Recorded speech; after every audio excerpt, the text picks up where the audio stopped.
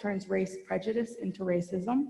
And so when you have race prejudice and the power of systems and institutions on your side, then we're talking about racism. And so I'm talking about mass incarceration, I'm talking about unemployment rates, I'm talking about the wealth gap. For every $100 white folks make, $57 is made in the Black communities and Black folks make. I'm talking about Black students being suspended at 3 times the rate of white students for the same behavior.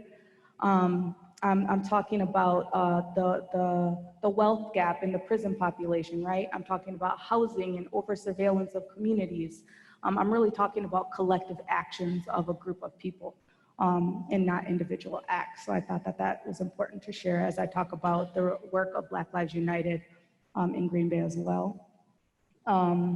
It's important to note that the work of Black Lives United started in 2016. We were founded as a community group of volunteers in Green Bay after Philando Castile's life was taken too soon, right in front of his children and his partner.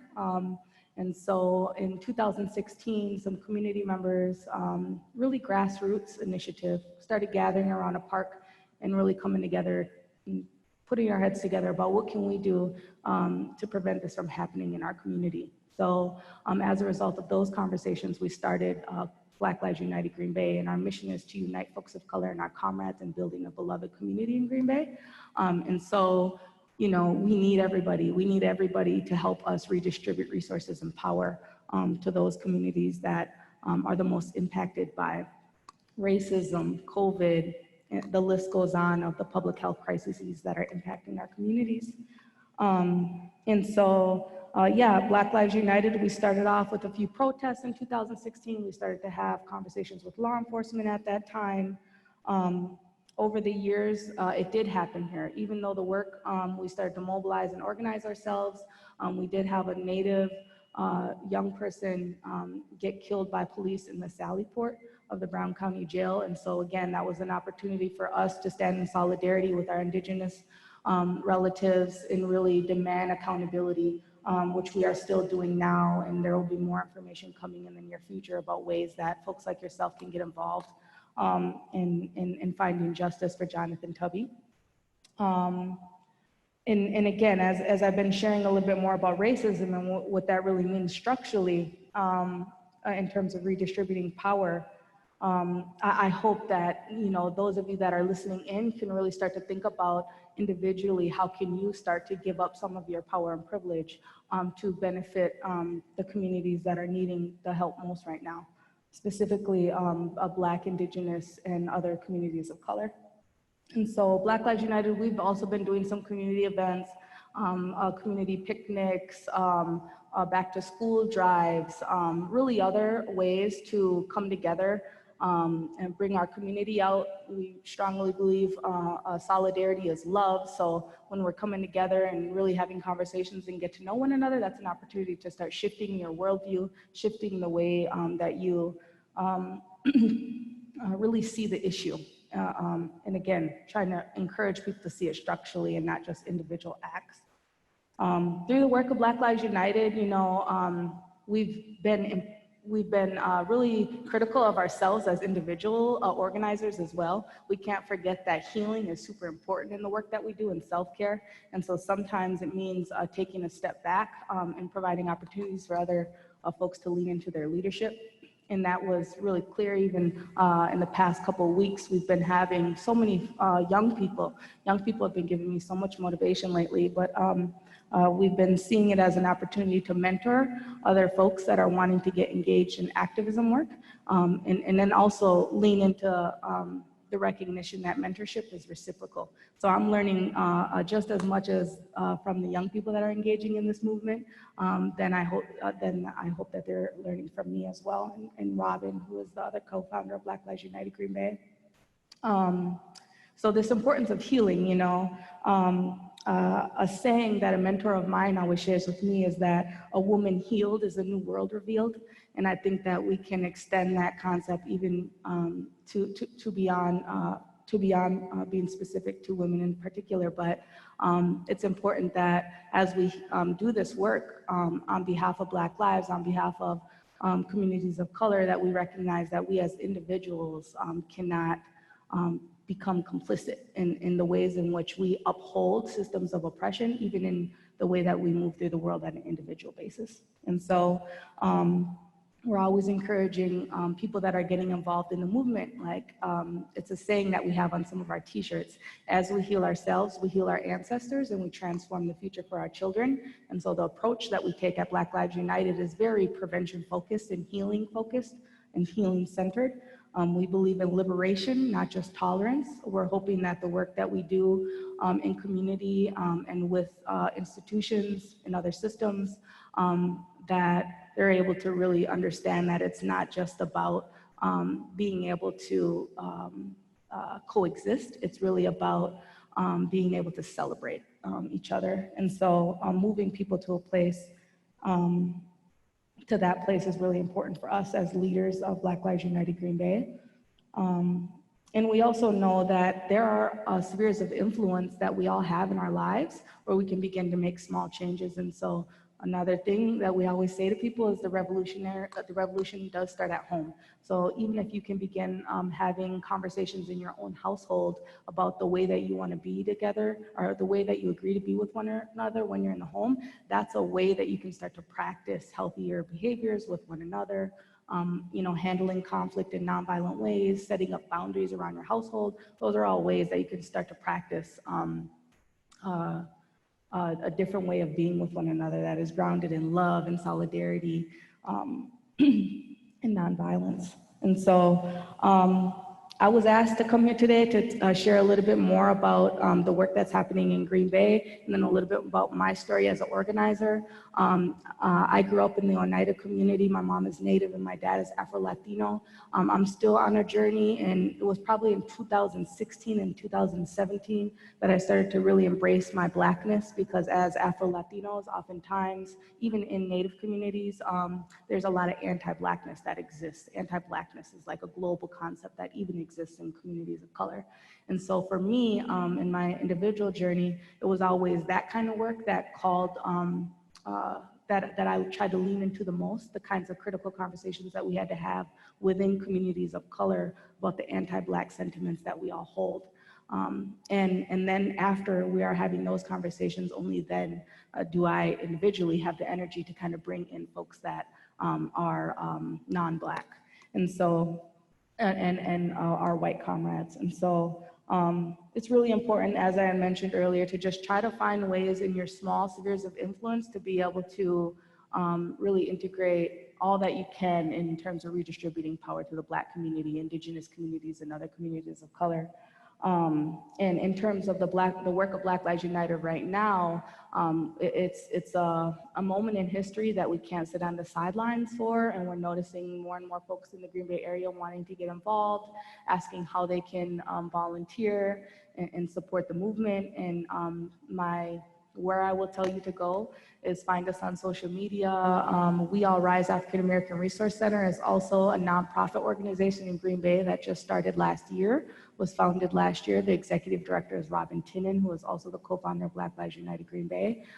That is always where I funnel people, right? Because we are talking about redistribution of resources and investing in the Black community here in Green Bay. So We All Rise African American Resource Center does have a website as well.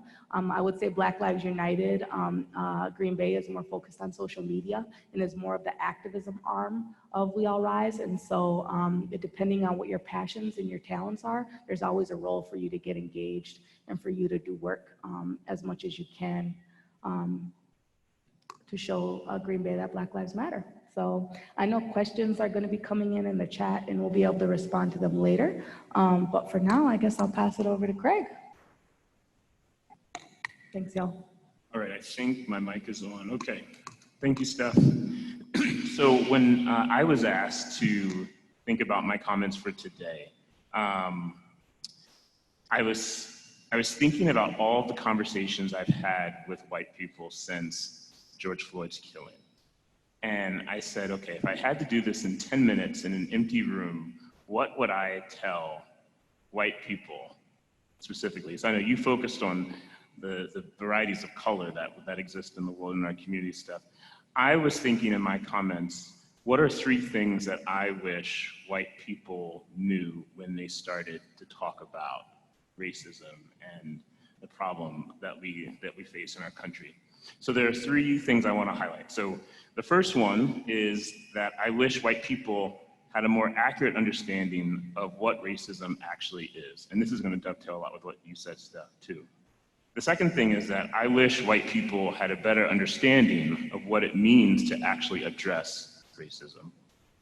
And then the third thing was that I wish that white people understood that becoming anti-racist is going to require deep spiritual work involving almost a lifetime of engagement.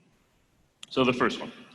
So the first one is I wish white people had a more accurate understanding of what racism actually is.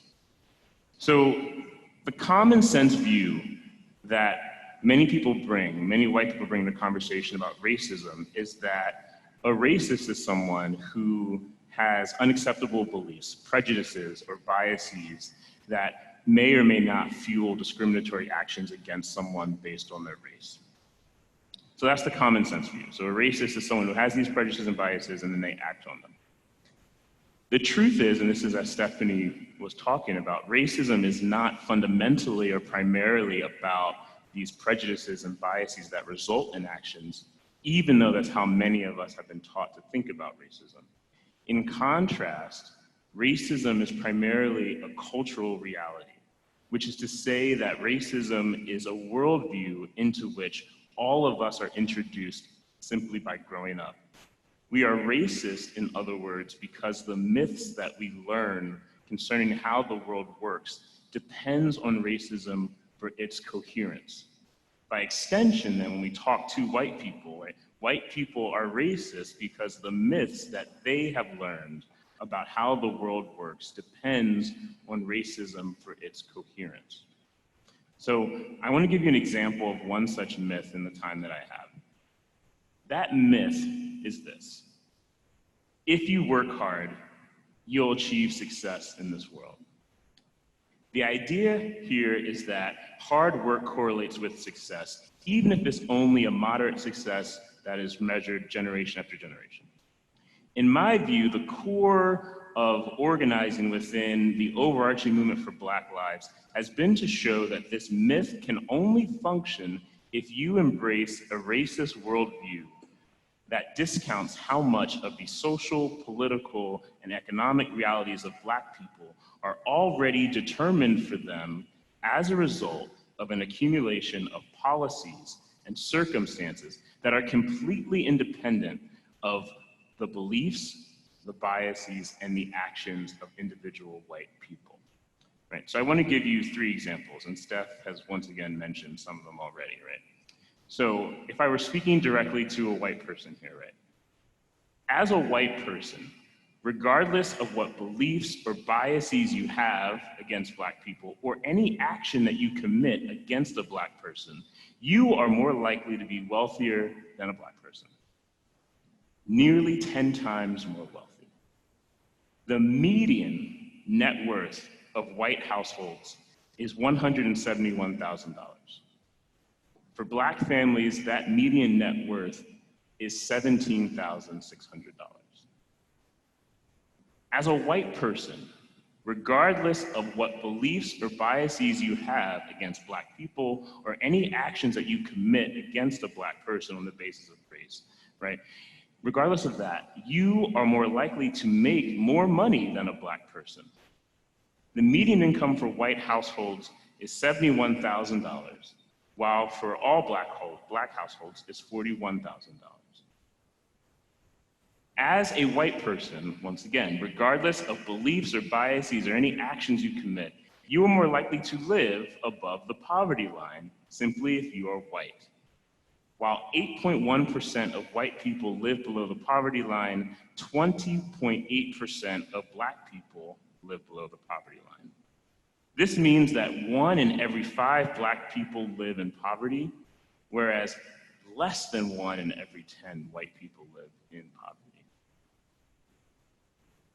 And to bring this point forcefully into our present moment with COVID-19, as a white person in the United States, regardless of what you think about Black people, the risk that COVID-19 poses to you as a group is less than it poses to people who look like me as a group.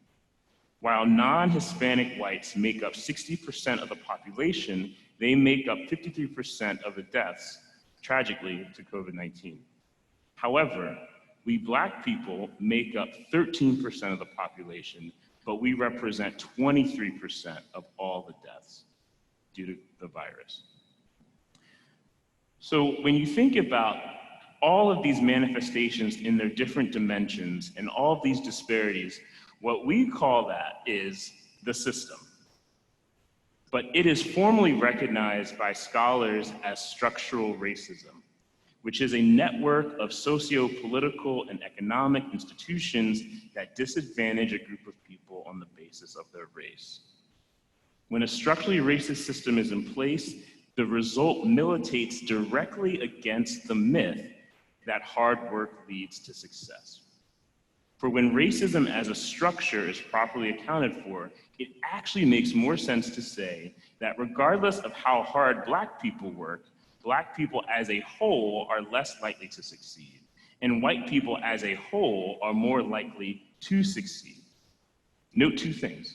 First thing, this is compatible with the existence of rich Black people, like Oprah, Obama, your favorite professional Black athlete, right? It is also compatible, number two, with the existence of poor white people. The point is that when we evaluate racism as a structural reality, we are looking at race as a scientist would, by looking at disparate outcomes and evaluating how much race explains those disparities. These correlations exist independently of whether white people are prejudiced, where white people are biased, or if they have ever individually felt that they have discriminated against a Black person. This is just how the world works, regardless of what you think about Black people. So the first mistake that white people make when they talk about race is that they tend not to recognize how bad the problem really is. Yes, prejudice, bias, and discrimination are huge problems, but even more fundamental than that is the systemic basis to racism. Insofar then as white people fail to recognize the systemic nature of racism that functions independently of how they feel about Black people, it is to that extent that we will not treat the cause of racism as much as we are choosing instead to deal with the symptoms. If we want to get at the cause, you have to get at the structures. Number two, I wish white people had a better understanding of what it means to address racism. So on the common sense view, to call someone a racist is to say that there's something deficient about their character, that they are in possession of some sort of morally problematic trait. I think this is true as far as the common sense view goes. If you embrace racially prejudiced and biased beliefs, or if you are willing to discriminate on the basis of race, then there is moral work that you have to do. But when we think of racism as existing primarily as a structural reality, it actually doesn't make sense to spend a whole lot of energy trying to just expose individual races. Instead, the more difficult, but nonetheless more pressing work is to look at those myths and policies and institutions that produce racist worldviews and outcomes, and then begin to address those. This sort of work is happening in two specific ways. First, as Steph was talking about, it's the animating spirit that is the backbone of all anti-racist organizations, including organizations like Black Lives Matter and Black Lives United. It's why organizations like these point to institutions like the prison industrial complex, to historical trends in the relationship between Black people and law enforcement, and to the need for criminal justice reform, particularly with respect to nonviolent drug crimes and legal discrimination against persons who have been convicted of felonies. So for example, in June of 2019, so just last year, there were 66,000 people in Wisconsin who were formerly incarcerated, but were still unable to vote. The list of systemic interventions continues. Here's the second part.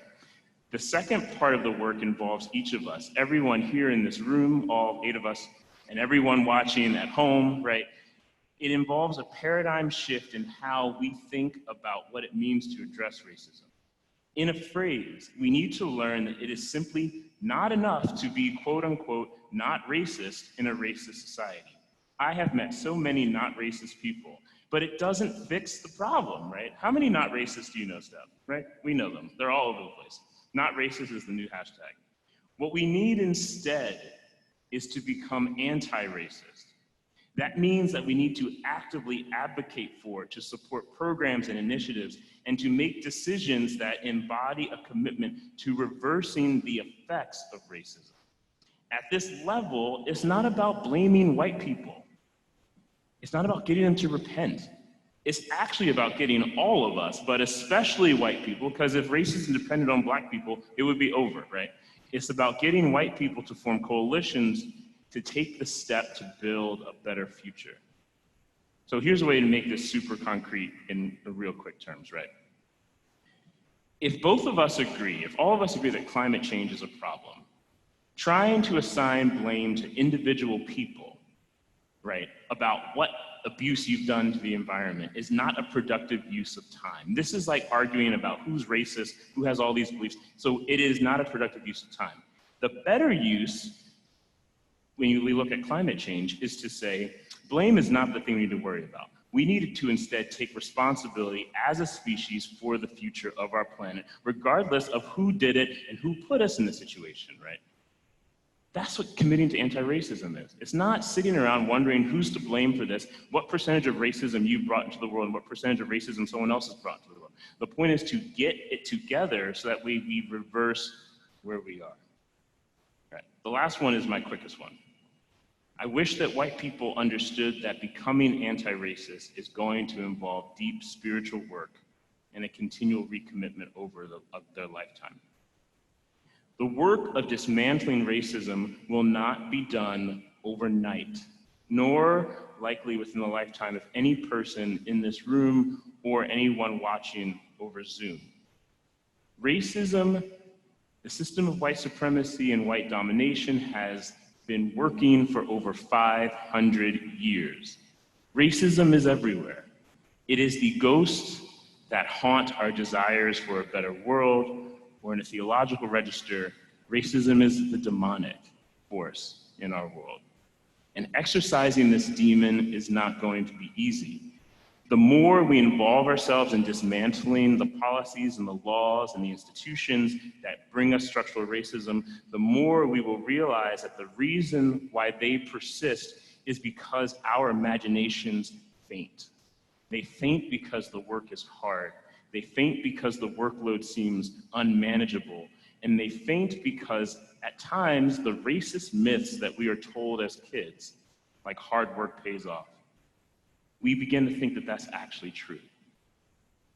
So though the work is very much external, it's also internal. Where do your imaginations as white people faint when it comes to imagining equality? Where does your imagination give up in doing the anti-racist work? At what point are you able to consciously admit that you have imbibed a racist worldview? Not to blame yourself, not to figure out what percentage of racism you've brought into the world, but simply because if you don't get this, we don't get better, right? The lives of so many people depend on you not fainting in the work. We're all in this together, and that's how I want to leave with this comment, right? If we're all in it for the long haul, then we have to recognize that the strength of doing anti-racist work lies deep in our imaginations to then transform the structures and then work on the beliefs and the prejudices and the biases, and then hopefully discrimination in all of its forms will end. Thanks.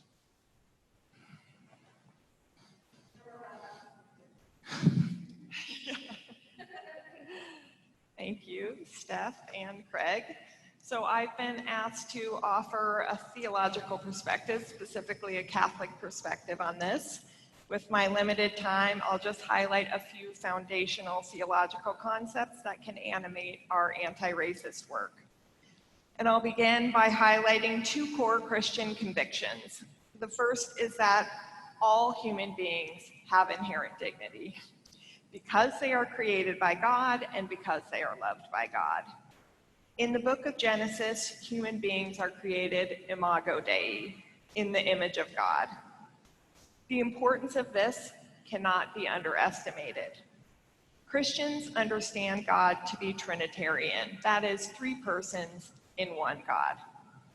While there's surely some mystery to this, and God is always beyond all of our attempts to name God, at the heart of our Trinitarian belief is this: the essence of God is loving relationship, loving communion.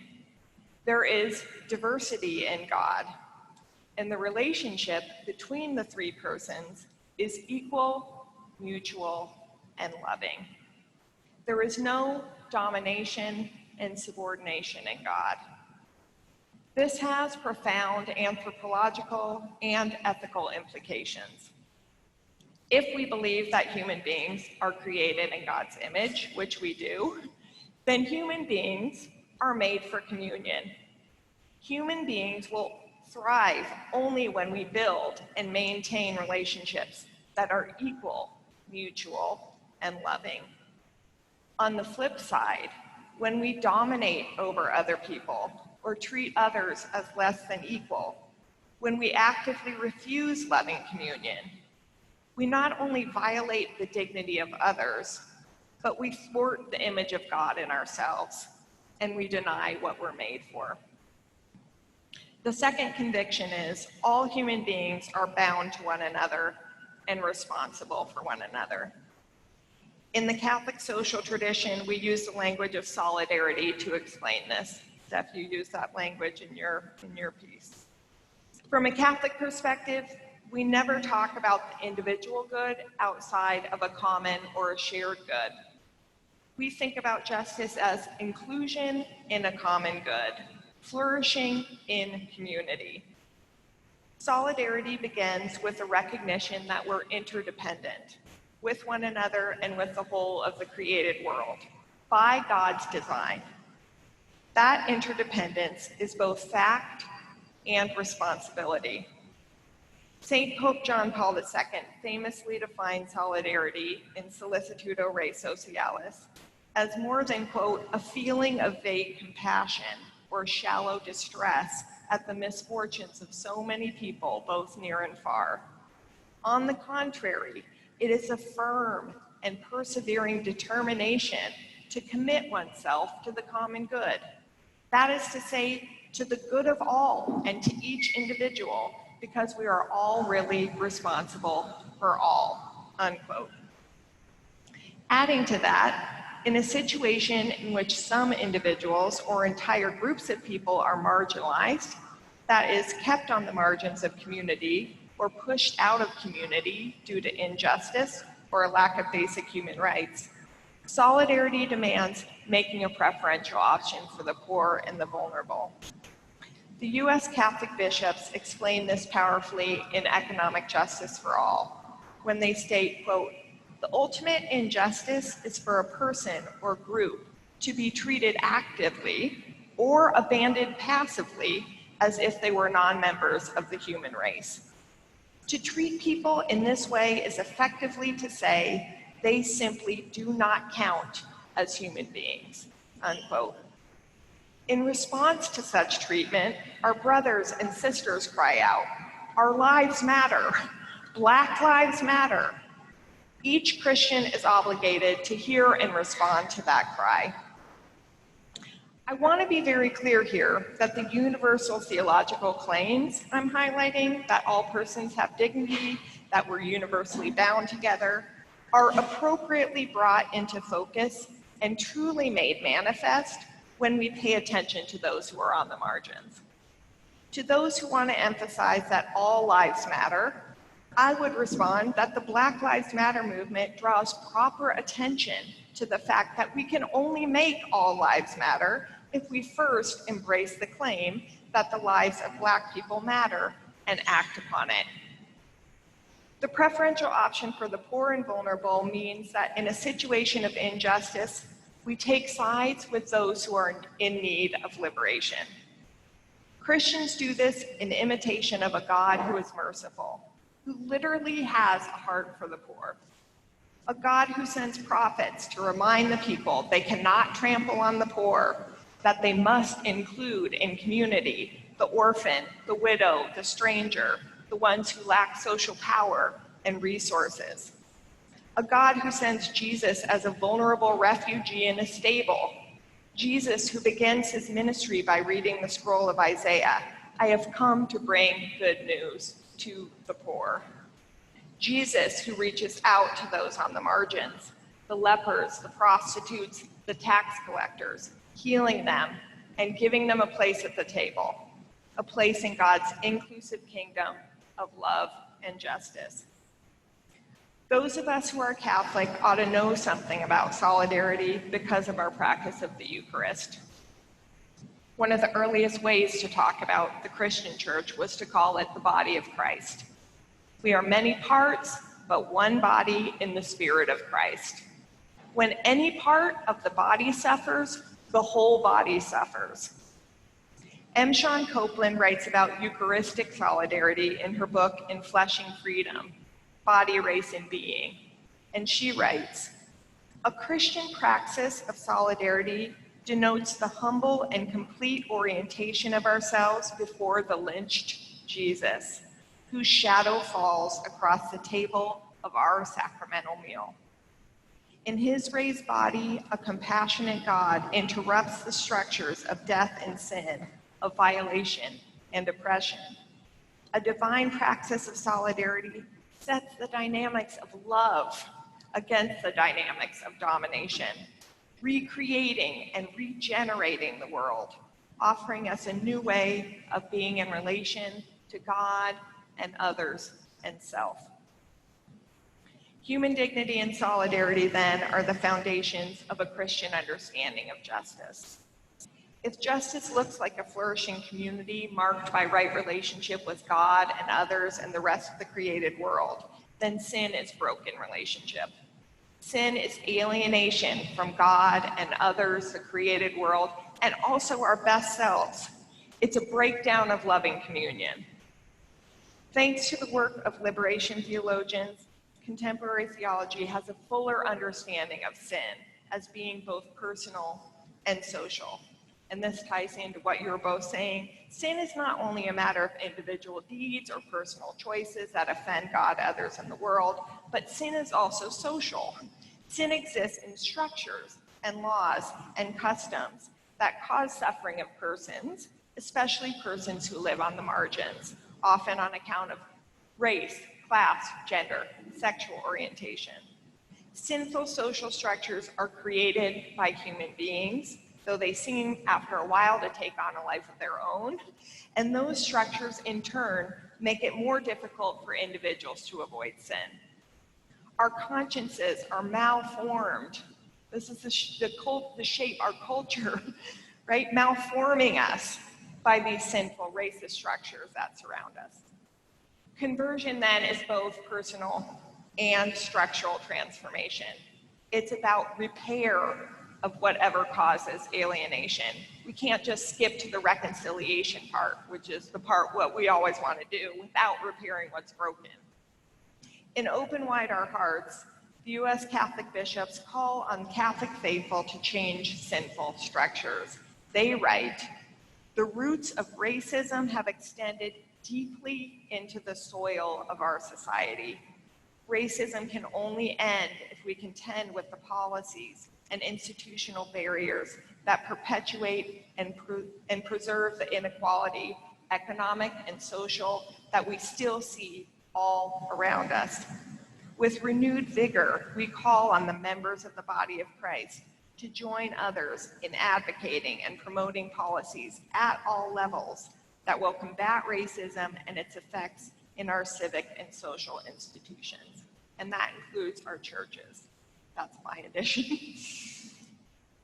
Newly sainted Oscar Romero names structural sin as mortal in two ways. It's mortal insofar as it leads to the interior or spiritual death of those who commit it. And it's also mortal because it leads to the real death of persons. This, of course, brings to mind the recent deaths, amidst many others, of Ahmaud Arbery, Breonna Taylor, Rayshard Brooks, and George Floyd, who cried out, "I can't breathe," as he was killed by a police officer who had him in a chokehold. This is why racism is a life issue. It snuffs out life, both literally and spiritually. Individual Christians who are pro-life must be anti-racist. Christian communities that are pro-life must be anti-racist. In response to George Floyd's death, Pope Francis denounced the sin of racism and said, quote, "We cannot close our eyes to any form of racism or exclusion while pretending to defend the sacredness of human life," unquote. In a statement a few weeks ago, the U.S. Conference of Catholic Bishops reiterated unequivocally that racism is a life issue and insisted that, quote, "Racism is not a thing of the past or simply a throwaway political issue to be bandied when it is convenient. It is a real and present danger that must be met head on." And so we're inviting you as people of faith, both as individuals and as communities, to think about how we're going to meet racism head on. And we're hoping that tonight's conversation can be one part of that ongoing effort. First of all, I just want to briefly thank, and as Steph alluded to earlier, there would be a round of applause at different times after each of these panelists have spoken. So I want to thank them sincerely for coming here to share honest, from the heart, and well-researched and thought out ideas of what is at the crux of this problem. And now we want to turn it over to you for a while in the Zoom rooms. And we have somebody working behind the scenes that's going to put you in rooms on your computer screen, and you'll be in a room with about 5 to 10 people, and there will be a facilitator there to help facilitate what you have just heard, and then we'll come back together for some brief comments to help process that. But I want to reiterate, this conversation that we have here tonight, that you're having in the Zoom room, is the beginning of the conversation. We will not be done talking about racism tonight. Tonight is an invitation to have uncomfortable conversations that are necessary for us to move forward together. And as you heard from each of our speakers, we're in this for the long haul, and it's going to take time, but it's worth it. So we invite you to have conversations together.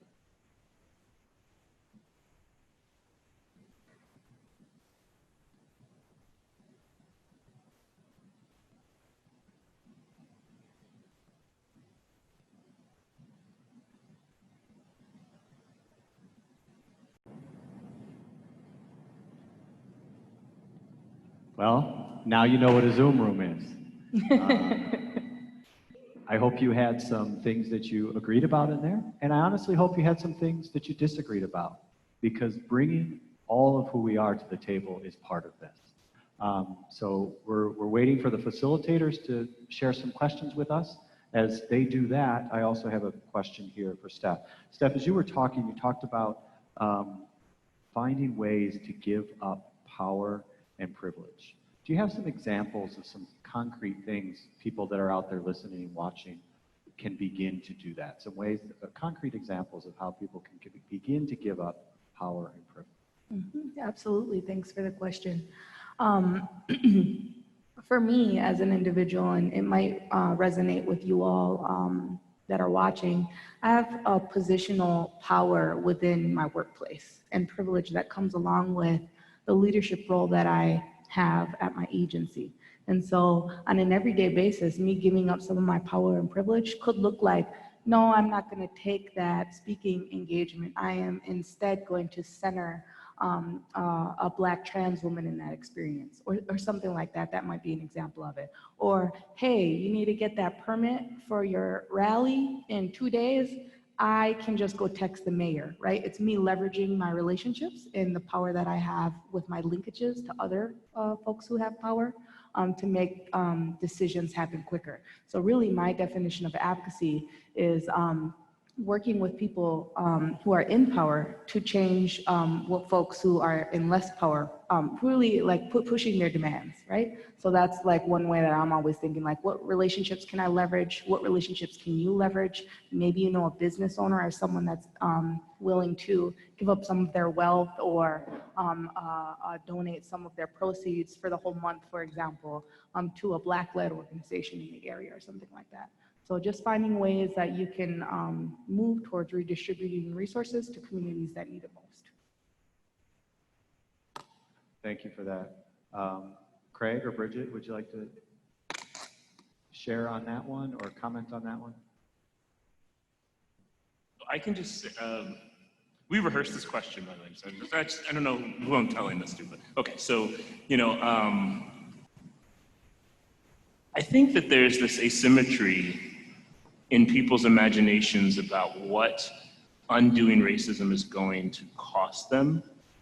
I think that when we take seriously the idea that racism enslaved Africans, Jim Crow took away people's opportunity, interracial relationships were criminalized, loves were taken away, people are living in a criminal industrial system now where their lives and rights are continually under surveillance by the government, right? Like, that's what the cost of being Black in the United States was and is currently. But the idea that maybe people who have white privilege don't have to make any real tough decisions, like that to me seems problematic and simplistic, right? Like there might be a cost to you in some way.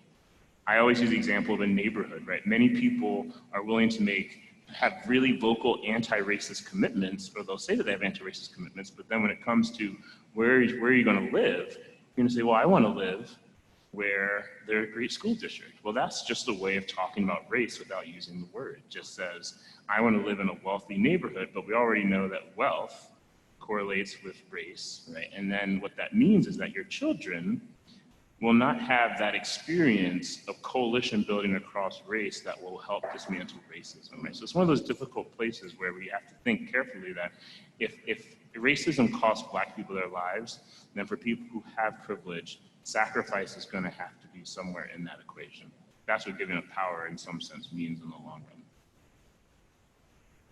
Thank you to both of you. Craig, one of the questions is related to the metaphor that you were talking about.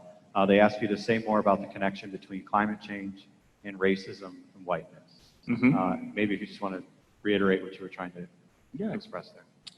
I think it gives us an example of a moral problem where you can't just point to one person and say, that's the culprit, right? Like if someone steps on your foot, you're like, who stepped on my foot? You can find the person, give them blame and say, you are the reason why I am inconvenienced. And then that person does restitution or, restores you in some way.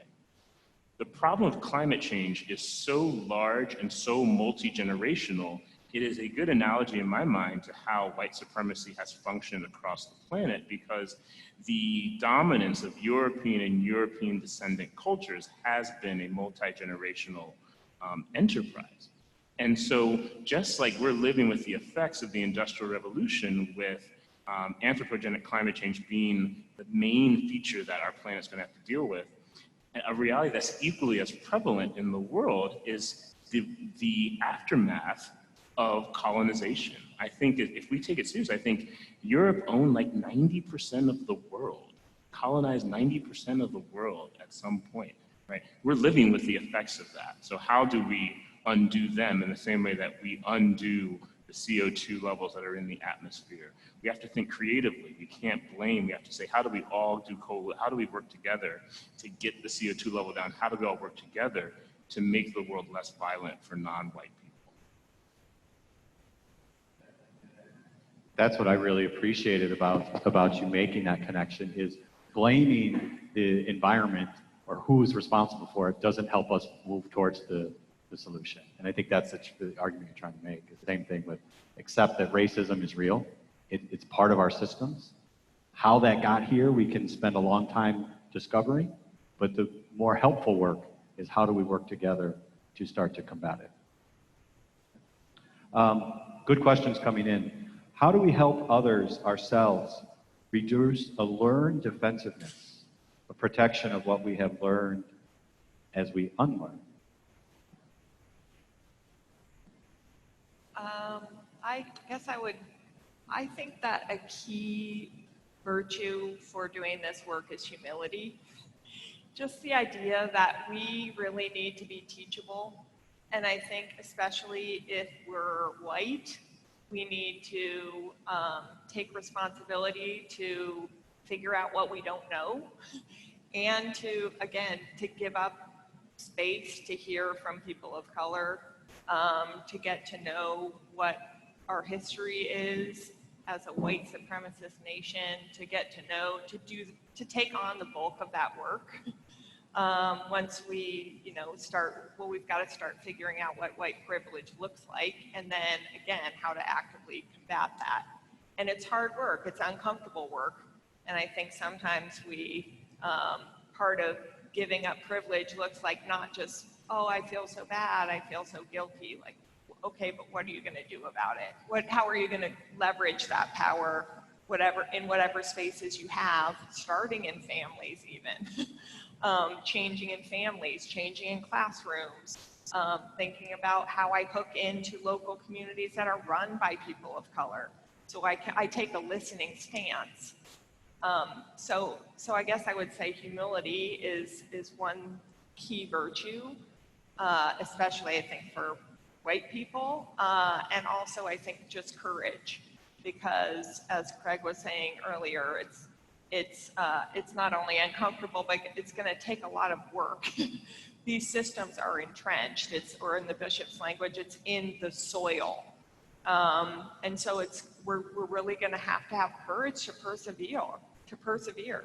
And I think sometimes if we're white, frankly, we're afraid of entering the conversation. We're afraid of saying the wrong thing. And that kind of thing, or when it gets uncomfortable, we can maybe close down. We can maybe shut in. It's easier for us than to, oh, I was embarrassed, and so I just, well, okay, just say that was the wrong thing to do. I asked for forgiveness for that, and now I'm going to try to do better, right? That's hard. That takes a lot of work.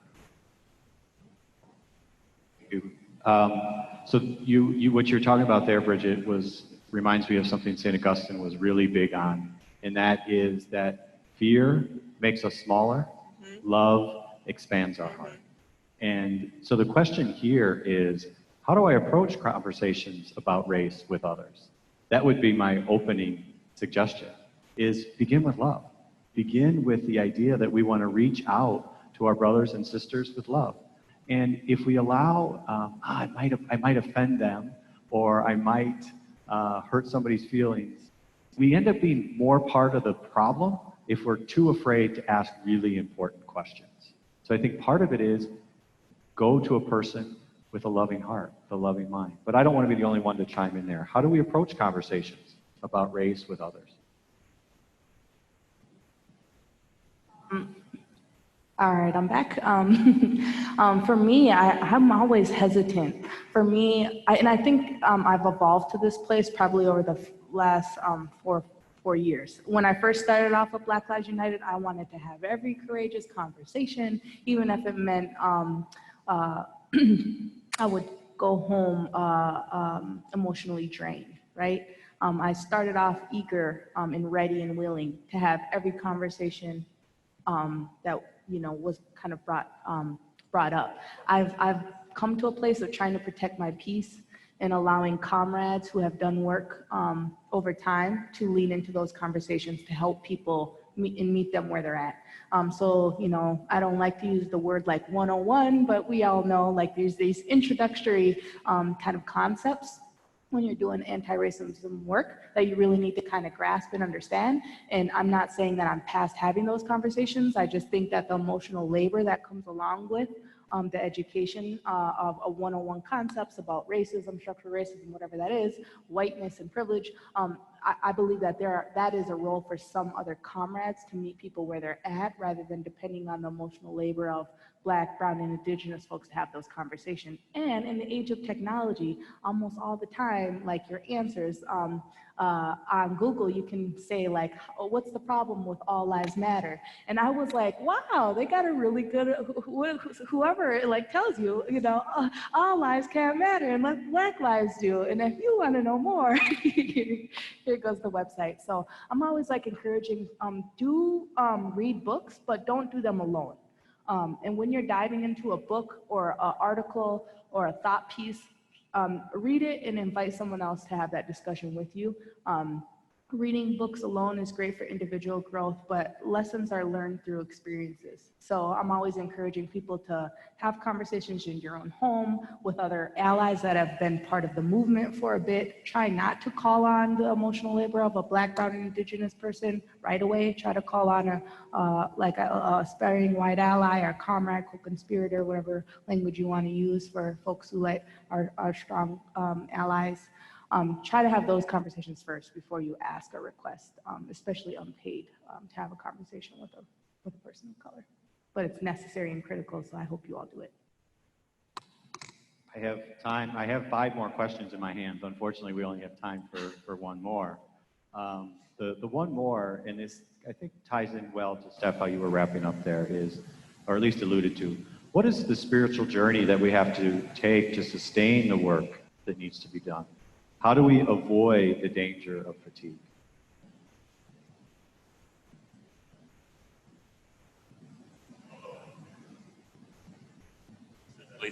I guess that relates to what I was talking about a bit. One of the things that has been most restorative for me as a Black person has been to just be around Black people. Now in Green Bay, that actually takes like some work. Like there's like a lot, you got to put some work in, but then once you find us, it's like, whoo, this is great. That's really good. So finding places that are restorative, right? The thing that keeps you from exhaustion is finding a spiritual reservoir. And for those of us who are Catholic, that spiritual reservoir comes through prayer, that spiritual reservoir comes through reflection and deeper relationship with God, right? It comes through generosity and practices of generosity, practices that are based in giving. And then my favorite part of the virtuous life as a virtue ethicist is fake it till you make it. Try, if you know you should be doing something, try it out. Don't be like, oh, I don't feel it. No, try it out, right? You're like, I don't know if I should go to Black Lives Matter meeting. Go to the Black Lives Matter meeting and just sit there. We have seen white people before. We have seen white people just sit and be quiet before. Like, you can do it, You can also really engage with, another spiritual nourishing thing that I found also is, being able to journal and track your own progress, right? Like, you started this place, you're like, oh my God, this is where I was. And then 6 months later, you have these realizations, and that helps.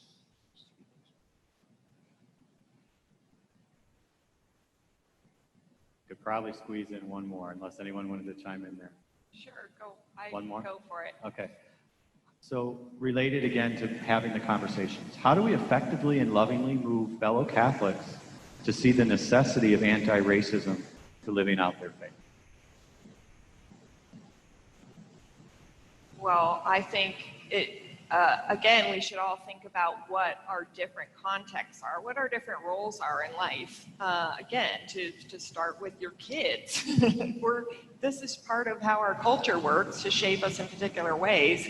Then start with your home, start with your kids, start with your friend circle. But I also think, this is part of what we wanted to do with this event is let's as communities, let's as a parish at Old St. Joe's, talk about who we want to be. Talk about what anti-racism looks like here together in this community. Yeah, Bridget, you talked about it too. I think it's about recognizing the innate dignity of all of us. It's about recognizing the God we come from is a God of diversity and unity. Our world is beautiful because of how diverse it is. We are made in the image and likeness of our God. And it's a life issue. I think those are some inroads to talking to our fellow brothers and sisters, Catholic and otherwise. So I want to thank all of you for taking the time to be part of this conversation, to open your hearts and your minds to learning from our brothers and sisters that are here with us tonight, the brothers and sisters that you talked to in Zoom tonight. And this is the beginning of a conversation. It's clear we could have gone on much longer tonight. I'm sure your Zoom rooms could have gone much longer. But this is the beginning of a conversation. And we have hard work ahead of all of us. And we should start to embrace it as that. This is the beginning of work that's been going on for a long time. Yes, progress has been made, but we're not done. And we need to continue to have these conversations.